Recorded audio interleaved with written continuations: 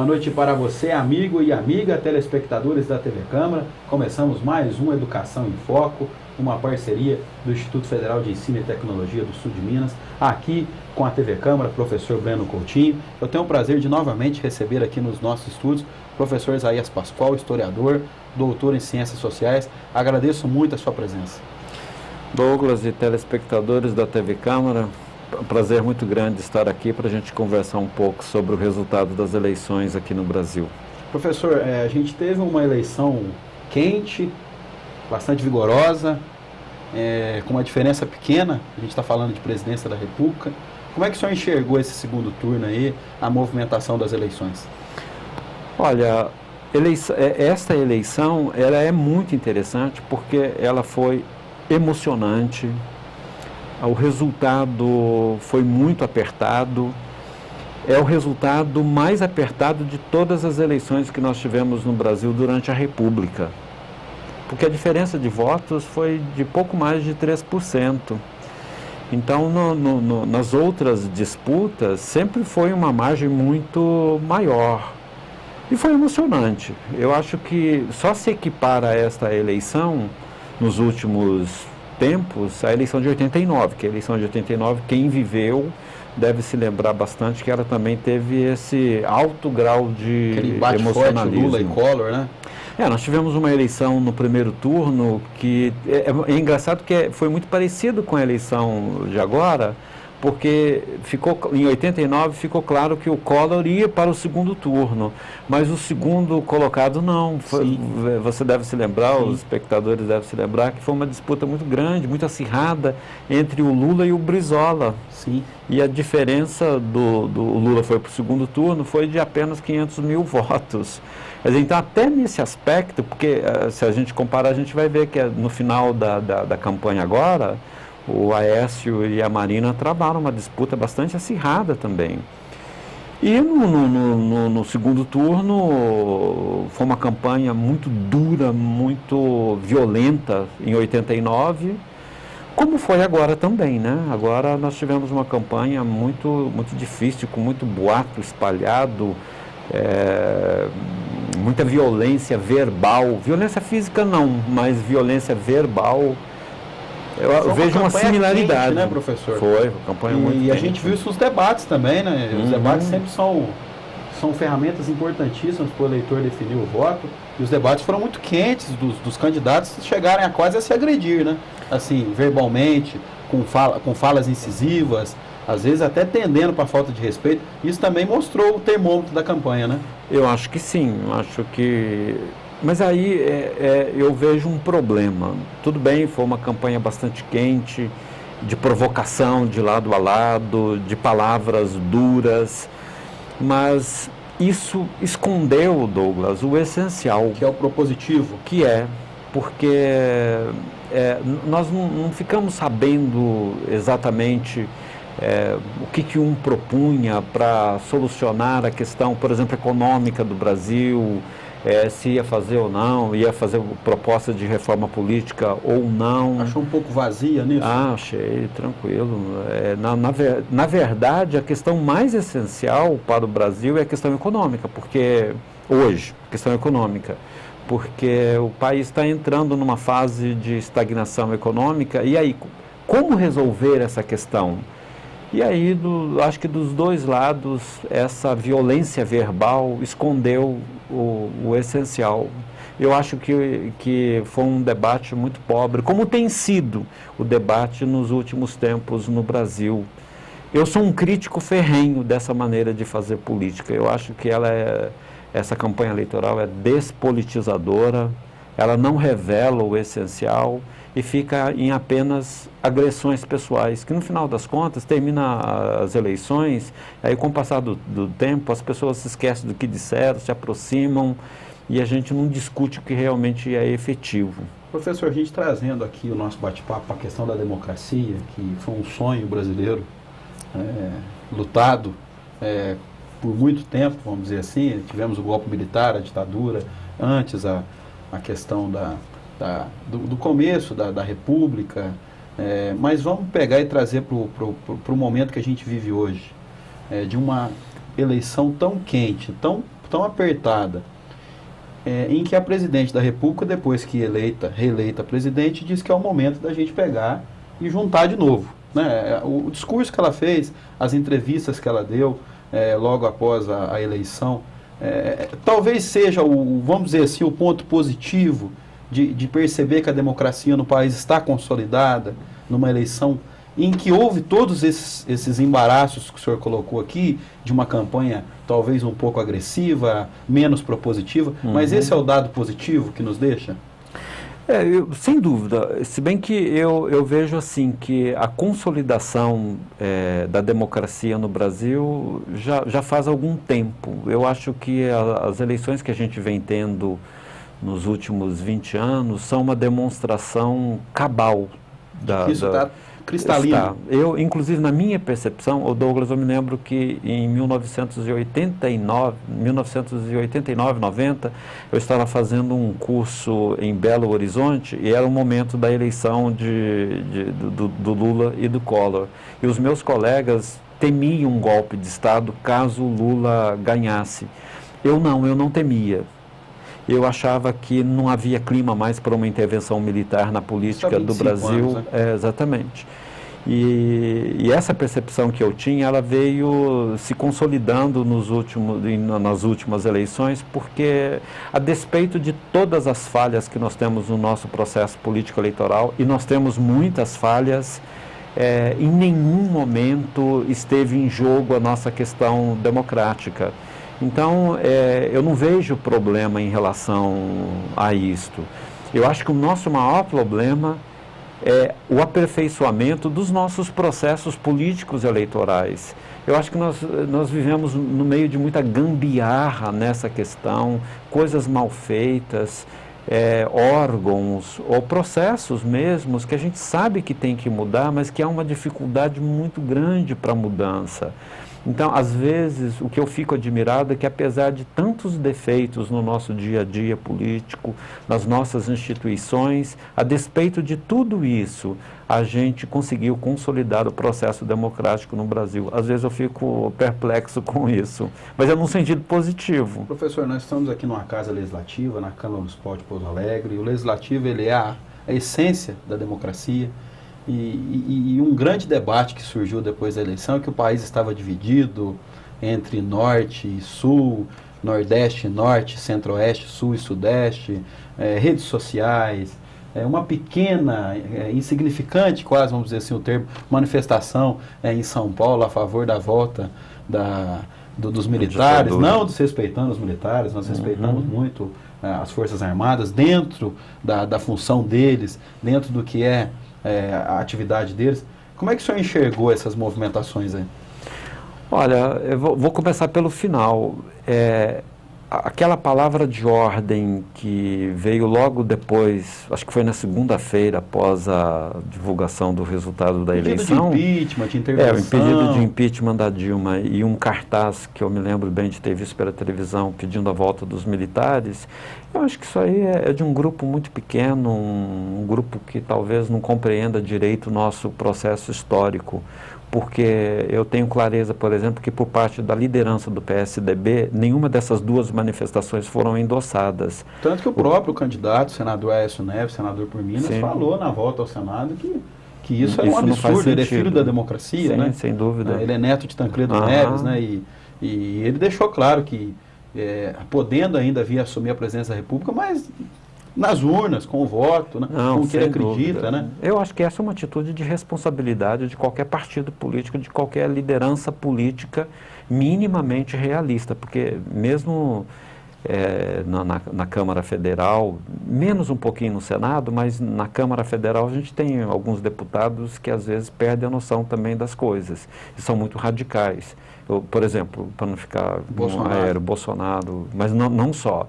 Então, da parte desses, pode um ou outro endossar esse tipo de palavra de ordem, impeachment da presidente ou volta dos militares, mas eu acho que, de uma maneira geral, no grosso da sociedade brasileira, dos políticos brasileiros e, sobretudo, das lideranças políticas, não tem como endossar esse tipo de palavra de ordem. Então, eu acho que isso aí é coisa de um grupinho muito pequenininho, muito descontente, meio desesperado com a situação do país e com o resultado das eleições, mas isso eu não temo. Em relação à questão da divisão do país, isso já me parece uma coisa que a gente deve analisar com mais cuidado. Eu acho que dificilmente a gente pode negar, quando você olha no mapa do resultado das eleições, você pinta de azul onde o Aécio ganhou e pinta de vermelho onde a Dilma ganhou, fica claro, por exemplo, que o local onde o PT, onde a Dilma foi mais forte é o Nordeste. Sim. E fica claro que onde o Aécio, onde o PSDB foi mais forte, é o centro-sul do Brasil. Eu acho que não tem como a gente negar isto. Agora, isso significa, por exemplo, que nós devemos encampar essa palavra de ordem, de preconceito aos nordestinos, de achar que o voto lá é um voto despolitizado? Eu acho que aí não.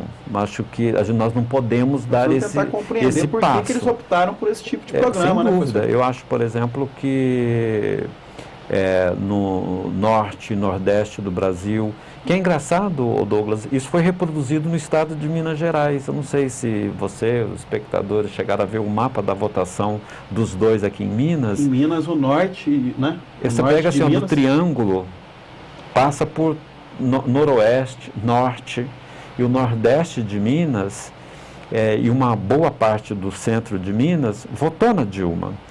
E o sul, a região mais oeste e um pedaço do centro de Minas votou no Aécio. Minas, então, de certa forma, foi uma espécie de exemplo, do modelo do que aconteceu no país, no Brasil.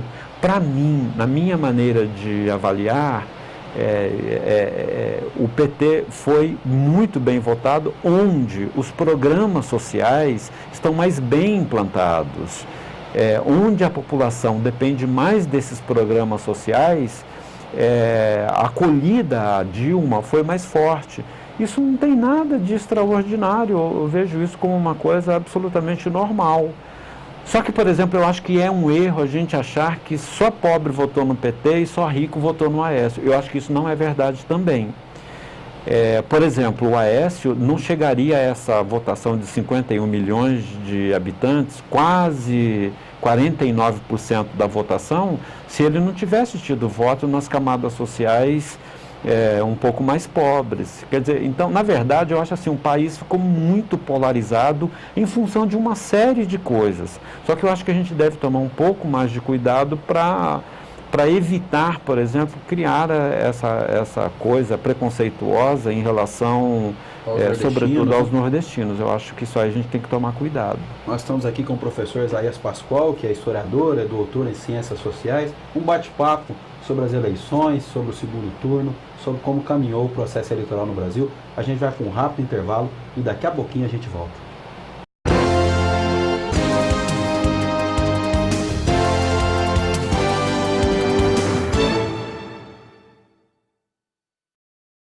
O site da Câmara Municipal de Pouso Alegre está de cara nova e cada vez mais próximo de você, cidadão pouso-alegrense, com o contato de todos os vereadores, notícias com a cobertura completa dos trabalhos do Legislativo, matérias sobre as atividades do Museu Histórico e da Escola do Legislativo. Investiu na transparência com a exibição ao vivo de todas as licitações realizadas na Casa de Leis. Possibilita também ao munícipe assistir ao vivo todas as sessões pela Web TV Câmara e com a opção de ouvir a sessão pela Web Rádio Câmara. A grade de todos os programas produzidos pela TV Câmara também estão disponíveis. Então acesse www.cmpa.mg.gov.br.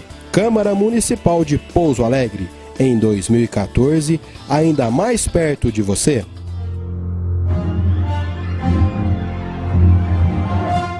Todas as quintas-feiras e aos sábados às 18 horas nós temos um encontro marcado na TV Câmara com o programa Educação em Foco, uma parceria com o Instituto Federal de Ensino e Tecnologia do Sul de Minas.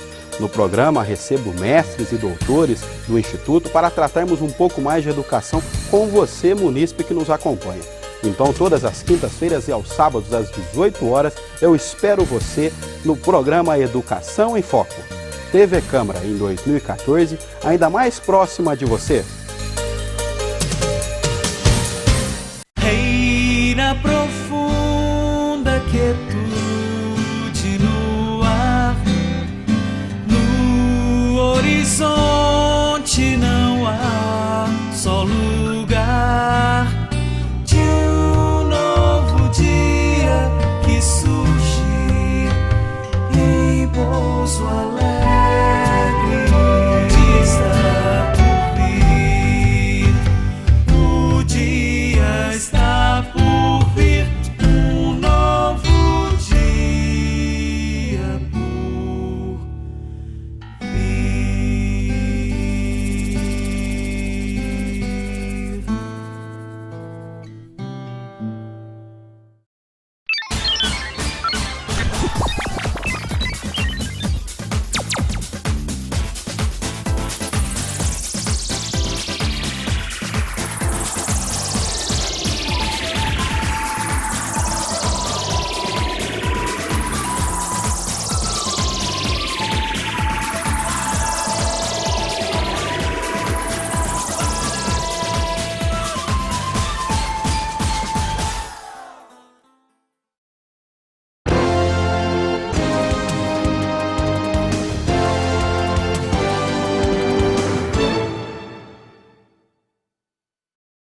Voltamos para o segundo bloco desse nosso programa Educação em Foco. Estou tendo o prazer de novamente estar aqui nos estúdios com o historiador, professor Isaías Pascoal. Professor, a gente falou aí de segundo turno, do embate fervoroso que tivemos aí entre Dilma Rousseff e o senador Aécio Neves. O tom da campanha chama-se programas sociais. Acho que essa foi a grande discussão a respeito dessa política pública, de vários programas que existem hoje. O senhor, como historiador, como analista que vem acompanhando aí a política há um bom tempo e nos livros vamos dizer assim, das dívidas históricas que o país tem com algumas classes, como é que o senhor avalia essa questão dos programas sociais?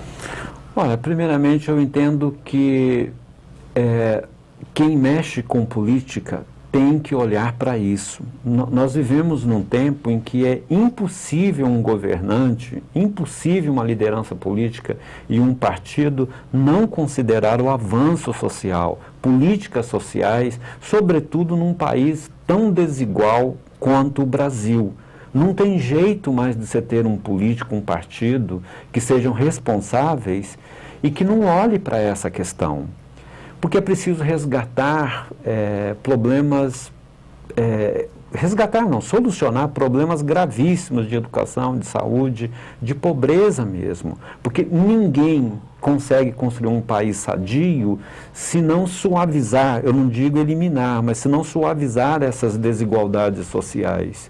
Então eu vejo, quando eu analiso a história do Brasil, eu sinto que a gente não começou agora com isso. Eu acho que agora a gente intensificou esse processo de melhorias sociais. Daqui a algum tempo, como o Lula vai ser conhecido? Como um presidente que acelerou o processo de melhorias sociais no Brasil. Mas começou com ele? Não, Douglas. Se a gente ficar um pouco mais atento, a gente vai notar que isso...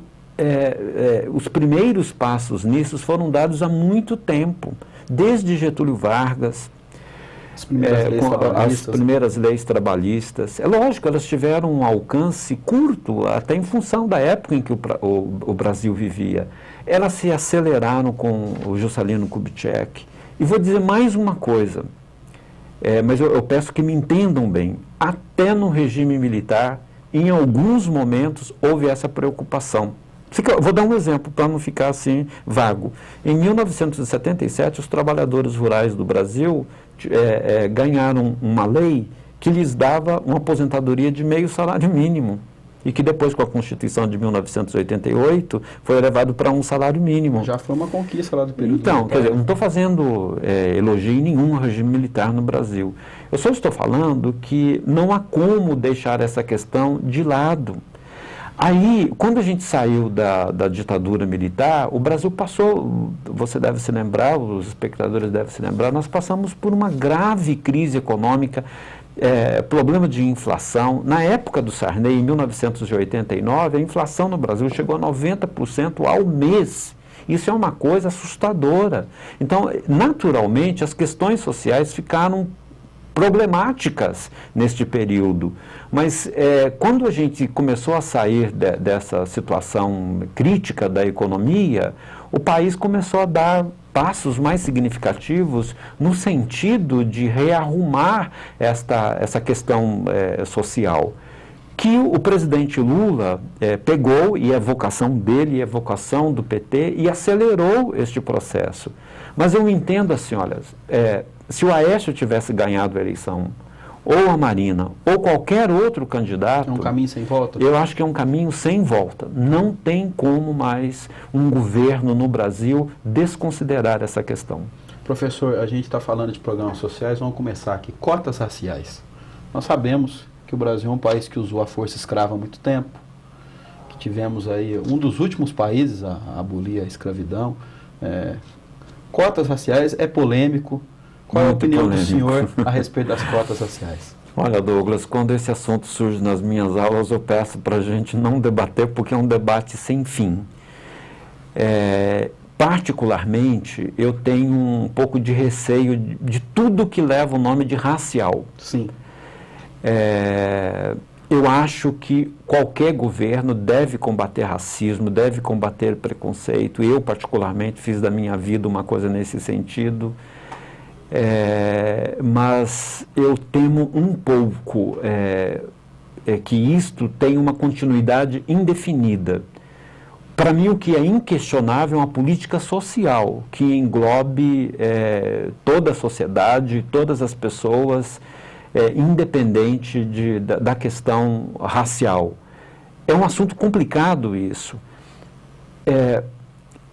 Eu tive no início deste ano, uma experiência que me fez pensar um pouco mais, que talvez a cota racial tenha um sentido. Eu estou falando isso porque é um assunto muito difícil. Muito polêmico, né? Foi uma viagem que eu fiz para o interior da Bahia, e eu visitei uma comunidade quilombola, e ali eu tive uma confirmação que talvez a cota racial ela tenha um sentido por algum tempo, não indefinidamente, mas, assim, de maneira geral, eu acho que tudo que leva o rótulo de raça, eu acho que é problemático. Problemático? Uhum. Perfeito. Professor, você criou um grande estigma no país também, o programa que trouxe médicos para o país, médicos cubanos em especial.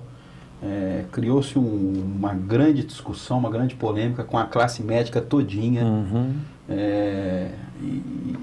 E eles se posicionaram nas eleições, enfim. Mas não levando para esse lado da eleição, mas para a questão do projeto. Como é que o senhor avalia essa questão dos mais médicos, de trazer esses médicos cubanos para poder fazer esses atendimentos nessas cidades menores, em que a estrutura de saúde não é a desejável, não era aquilo que o munícipe, o brasileiro precisa? Então, eu enxergo assim, essa questão só veio à tona em função de um sistema de saúde público que nós temos no Brasil, que é muito precário.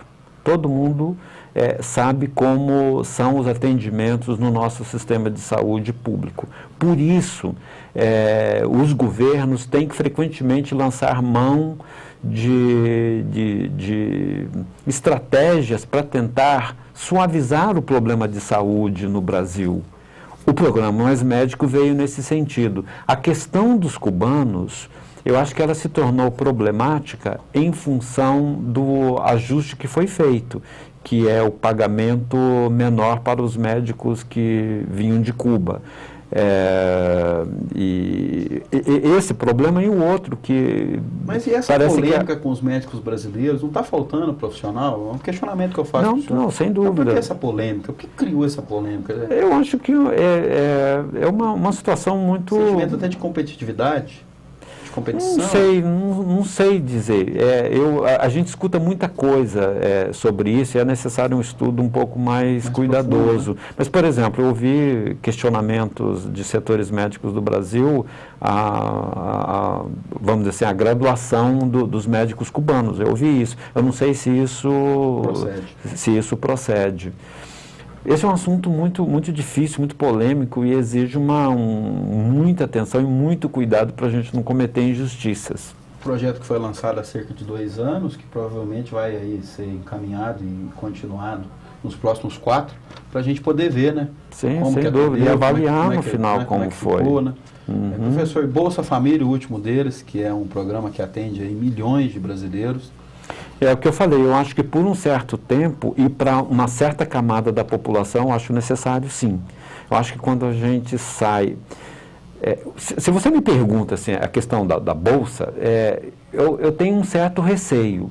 Mas quando a gente sai dessa região nossa, que é uma região um pouco mais rica, ou então da nossa condição econômica e social, nossa realidade. Da nossa realidade, e olha para a situação de extrema pobreza de famílias que vivem na periferia das grandes cidades, ou então no exemplo que eu dei, lá no sertão da Bahia, ou norte de Minas Gerais, aí eu fico mais convencido da necessidade. Hoje eu não tenho dúvidas que para aquelas famílias que eu vi lá no sertão da Bahia, é necessário ter esse programa.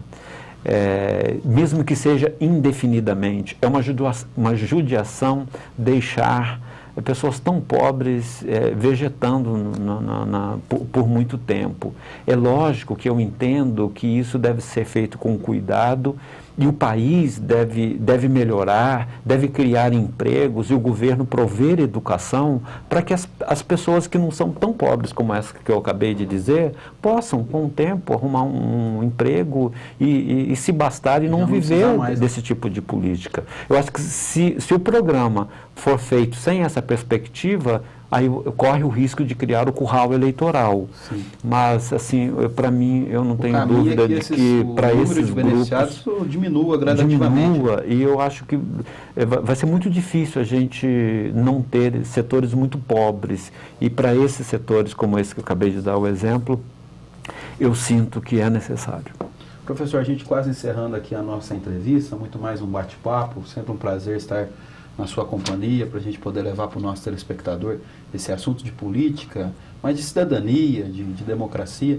Queria que o senhor falasse aí como é que o senhor avalia esses próximos 4 anos aí, na perspectiva sua de futuro. Eu acho que serão 4 anos muito difíceis, por 2 coisas. Uma, a nossa crise econômica. Aquela bonança que nós tivemos na economia internacional, com a China crescendo muito e que alavancou os 2 governos do presidente Lula, isso acabou. Agora a gente vê a China decrescendo e o Brasil, aos poucos, os dados econômicos do Brasil não são bons. Os Estados Unidos também vive uma crise. Exatamente. A presidente Dilma vai ter que fazer um ajuste econômico em 2015, já começou, né? Já começou agora, mas em 2015, 2016, a situação vai ser muito difícil e se tudo correr bem, a gente começa a sair dessa situação de uma certa depressão, entre aspas, econômica, a partir de 2017. Então, eu acho que serão 4 anos de ajuste econômico, de dificuldade. Se a situação econômica se agravar, vai bater no emprego e aí ficar desempregado é uma coisa muito complicada. Então, esse motivo vai dificultar um pouco a situação. E o outro motivo que eu acho que serão anos difíceis é que eu sinto os ânimos políticos no Brasil muito agressivos. Eu acho que nós saímos de uma eleição com muita polarização e acho que essa polarização não vai terminar. Até porque os partidos de oposição, capitaneados, liderados pelo PSDB e pelo Aécio, já deixaram bem claro que vão fazer uma oposição bastante forte à presidente Dilma, e eu vejo, por exemplo, nas próprias bases, na própria base que sustenta o governo Dilma, reações. Você pode ver, por exemplo, isto dentro do maior partido do Brasil e o partido que dá uma sustentação muito boa, Dilma, que é o PMDB. Quer dizer, há setores do PMDB que resistem a uma colaboração mais efetiva com a presidente Dilma. Então, eu acho assim que cada votação no Congresso vai ser uma batalha. O consenso vai ser muito difícil. Então, é que eu vou dizer. Vai ser muito difícil chegar a um consenso sobre as várias coisas que serão votadas no país. Não vai ser um consenso fácil de ser obtido.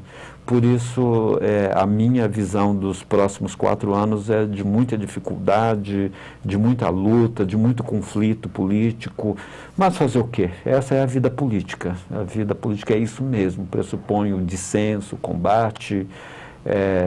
Isso tem que ser construído no dia a dia. Eu acho que nesse momento é que as lideranças políticas são muito importantes para, por exemplo, não deixar uma proposta ruim ser aprovada, ou para não deixar que a paixão política deixe de aprovar algo que precisa ser aprovado.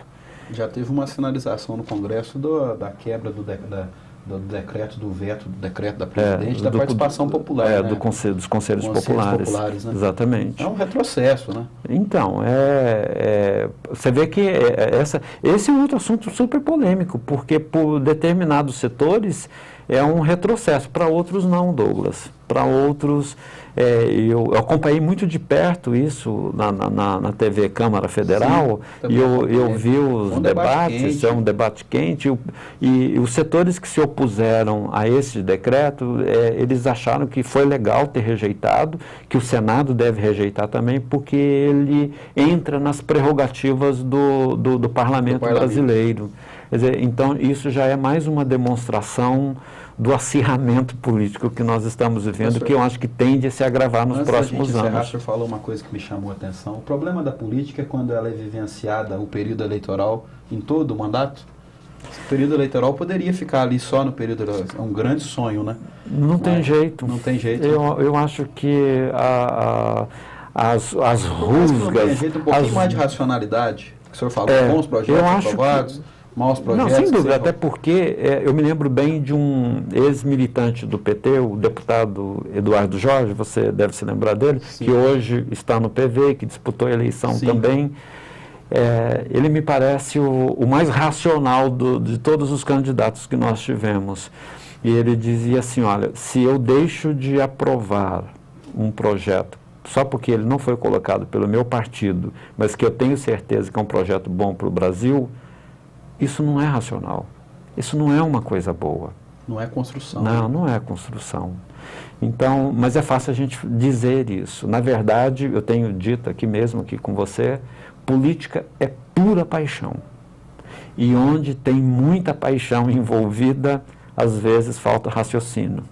Perfeito. Eu agradeço muito a sua presença, professor. Ok, eu que agradeço. Prazer muito grande estar aqui. Muito obrigado.